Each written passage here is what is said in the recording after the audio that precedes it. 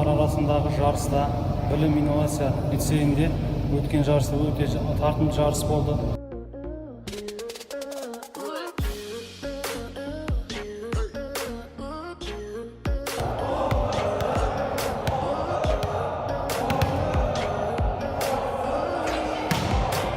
Бірінші мәртебені осы лицейге айтамын, көп рахмет. Бірінші орын алдық міне.